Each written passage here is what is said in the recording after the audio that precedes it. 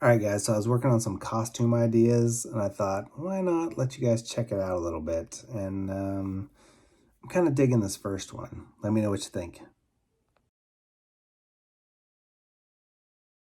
Now, out of all the costumes I tried on, I was rocking this one.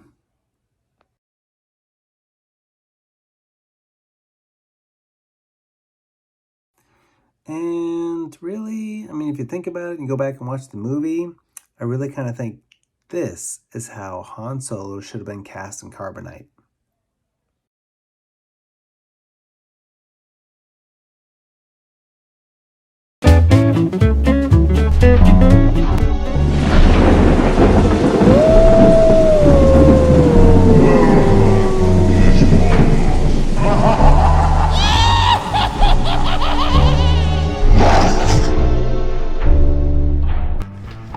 All right, welcome to Employment Wednesday. Yes, we've made it to Wednesday. It is hump day, day that we get over the dead hump of the week.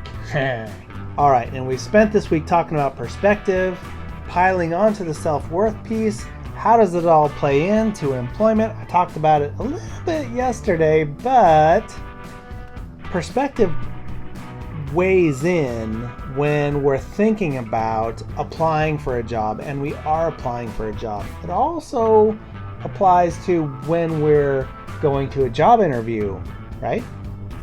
And this is really for both instances. When you're applying for a job and you're going to an interview, perspective and self-worth, they come together, and it's very important that they mesh very well. The self-worth piece, I'm worth applying to this job. The perspective piece is I have the same opportunity as everybody else. Put those together and you have the confidence to go nail that application. Now, when it comes to the interview, it's the same kind of thing. The reality of a situation when you're going into an interview, which is the perspective that you need to have, which is everybody that's going to the job interview has the same nerves that you do. Everybody's nervous, everybody's a little uncomfortable, everybody's questioning and up in their heads about it. The difference is, where is your self-worth and where's your perspective? So the perspective piece is everybody's nervous. So my nervousness is the same as everybody else's perspective. At the same time, whoever's doing the interviewing, they're keeping an open mind to every candidate that walks in there. So you have the same opportunity as everybody else. Perspective. The self-worth piece, simple. I'm worth being here. Now, in a moment like this, where you get to the point of doing a job interview, the nerves just are like, we're up to here with the nerves, right? It's like in our throat, we can feel it. We're starting to feel it in our body that this is affecting us. But this is where we dig deep. This is where we power through. This is where we determine where our self-worth really lies and how much faith do we have in ourselves. And I know a lot about you guys. And I know a lot about a lot of people. There's more than you know about yourself than you give yourself credit for. That is a bad deal. Now, I do it myself. There are many times that I second guess myself or think I'm not worthy of something.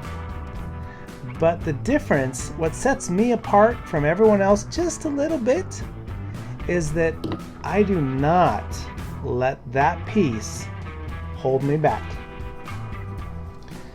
When I get to the point where I feel like, man, I'm not worth the good stuff, I'm not worth this interview, I'm not worth this job, and I'm getting up to here without those feelings, put my chin down, I dig deep, and I push on forward.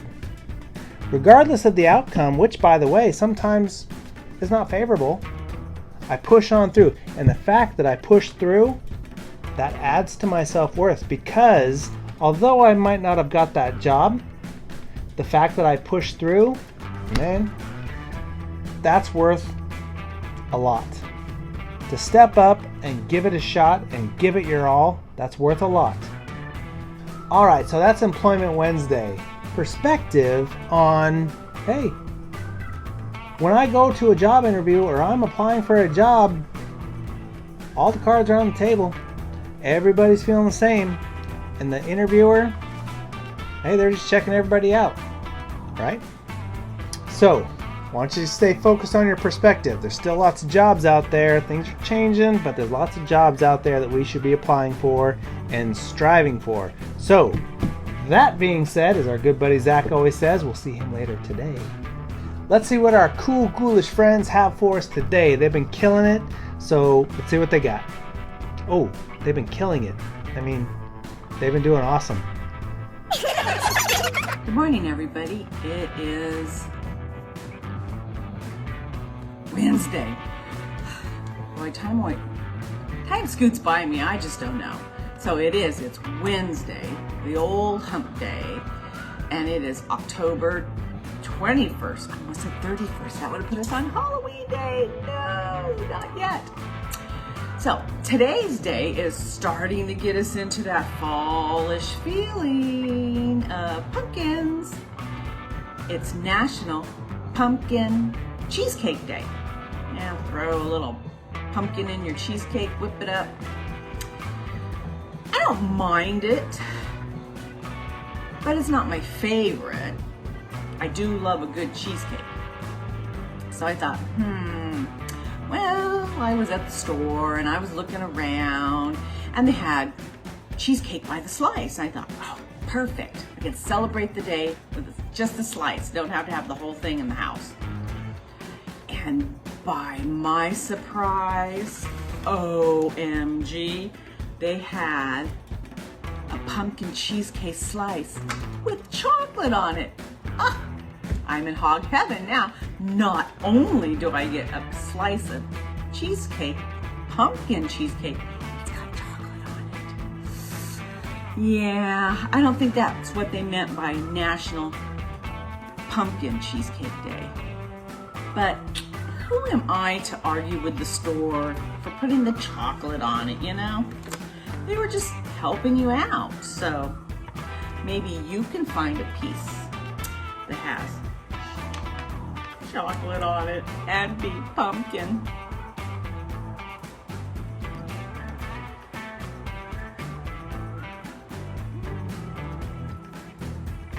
Good stuff, guys. I don't know if I eat the whole piece, I'll probably be miserable, but wow. Those look good. So, go out and try to find yours. A mouthful. Try to go out and find yourself some pumpkin cheesecake. And if you can't find it, say you tried and get a piece of cheesecake anyway on National Pumpkin Cheesecake Day.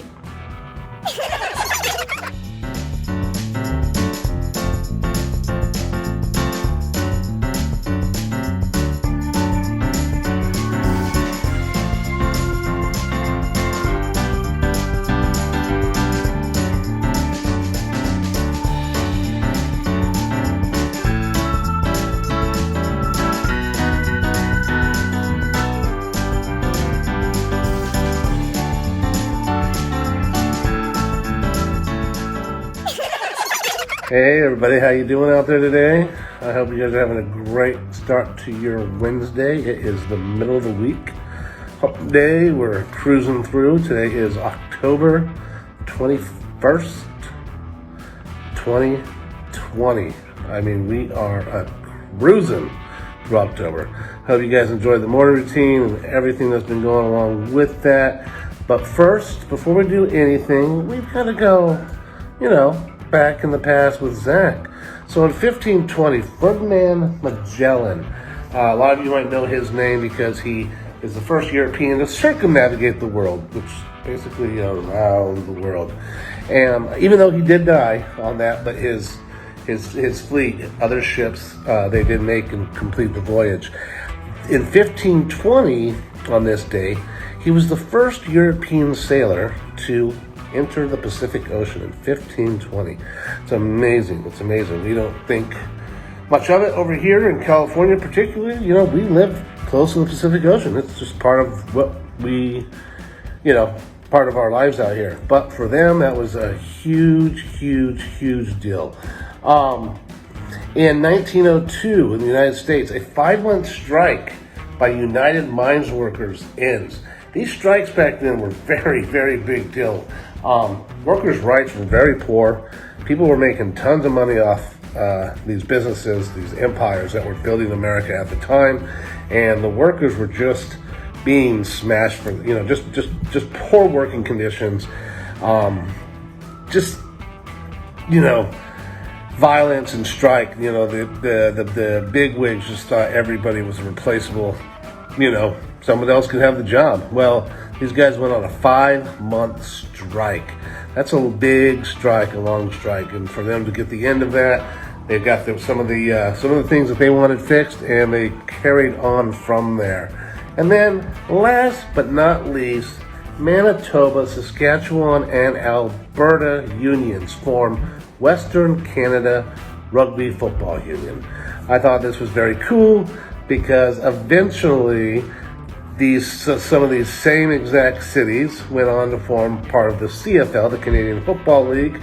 And, I love football. Canadian football is just as awesome to watch as NFL football, in my opinion. So, awesome. Rugby, of course, is a whole different form of sports. It's a different sport than football, but very exciting in its own way. And, guys, I hope you guys enjoyed this little tidbit of history for today. And I hope you guys have a wonderful rest of this Wednesday. Tomorrow is Thursday, and look at that. We are halfway here. See you guys later. Bye now. Boo! Clyde Bixby here again. And I'm just helping you survive the scary movie situations. In everything that you do, be prepared, be alert, and be ready. Whether it's a scary movie situation, or maybe it's a job interview, always be prepared. Do your research before you head into a scary movie situation. Know the do's and the don'ts. But even if you're doing what was that? Oh, that was a job application. I would have been paying attention and alert, because I would have hated to fill out the wrong job application for the wrong position and never get a phone call back. I've heard of it happening. Anyways, Clyde Bixby here, telling you, always be alert, be ready, and stay focused. Take care, guys. Absolutely outstanding, everybody. You guys are killing it. Like I said, I guess that's perfect for the season. I don't know. Weird. All right, guys. So that's it for Wednesday. Have a great rest of your day. Lots of stuff going on. We will see you tomorrow, Thursday, right here on The Morning Routine.